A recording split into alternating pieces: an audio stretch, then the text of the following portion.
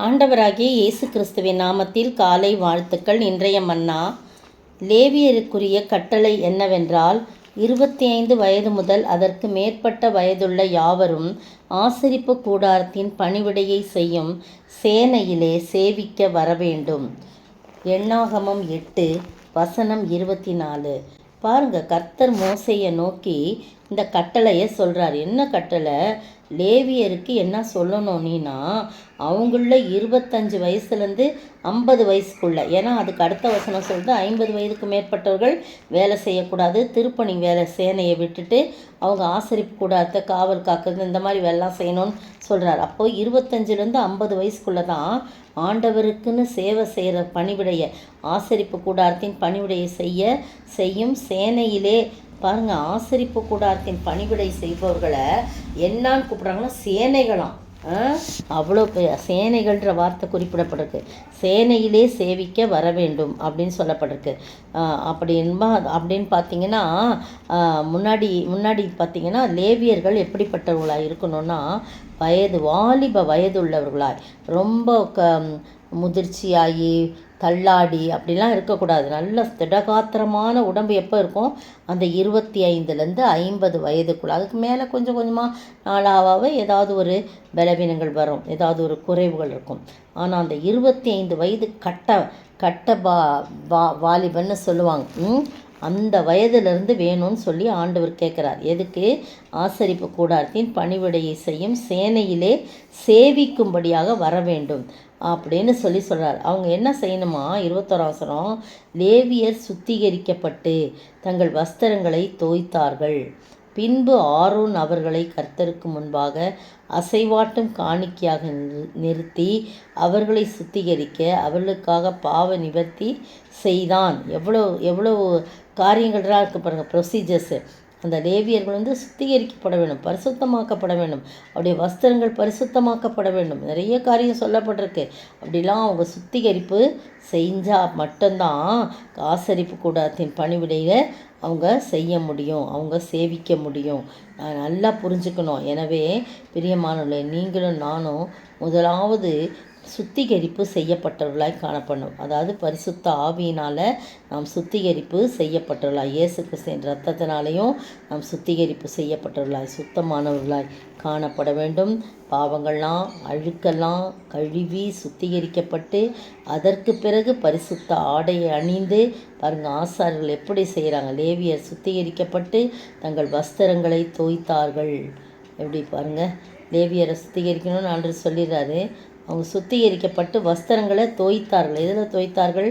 ஆட்டுக்குட்டியானுடைய இரத்தத்தில் தோய்த்தார்கள். அதுதான் ஆண்டவராகிய இயேசு கிறிஸ்துவின் இரத்தத்தினாலே கழுவப்படுது. நம்ம வஸ்திரங்களும் கழுவப்படணும். பின்பு ஆரோன் அவர்களை கர்த்தருக்கு முன்பாக அசைவாட்டும் காணிக்கையாக நிறுத்தி அவர்களை சுத்திகரிக்க அவர்களுக்காக பாவ நிவர்த்தி செய்தான் போட்டிருக்கு. பாருங்கள், சுத்திகரிக்கணும், லேவியர் சுத்திகரிக்கப்படணும், அவங்களுடைய வஸ்திரங்கள் தோய்த்து நல்லா பரிசுத்தமாக்கப்படணும்.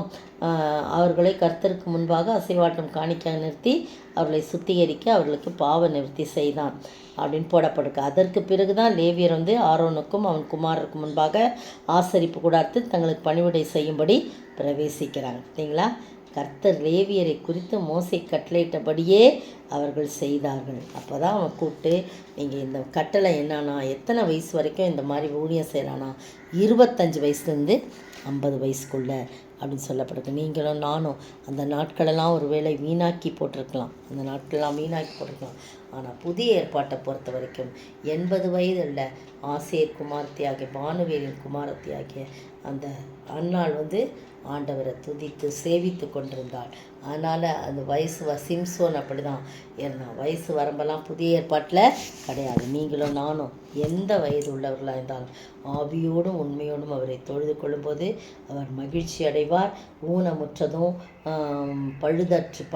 பழுதாய் போனதும் சில பேர் வேண்டிக்குவாங்க, மூத்த பையனை கொடுக்குறேன்னு. எப்போ வேண்டுவாங்கன்னா, அந்த மூத்த பையன் சரியில்லாதவனா, படிக்காதவனா, வேலைக்கு போகாதவனா, ஒரு ஒழுங்கில்லாமல் இருப்பான், அவனை போய் வேண்டிக்குவாங்க. என் மூத்த பையனை நாங்கள் சரியாக ஆண்டவருக்குன்னு ஒப்பு கொடுக்குறோம் அப்படின்லாம் சொல்லுவாங்க. அப்படிலாம் ஆண்டவர் விரும்பலை. ஆண்டவர் கரெக்டாக சொல்கிறார்.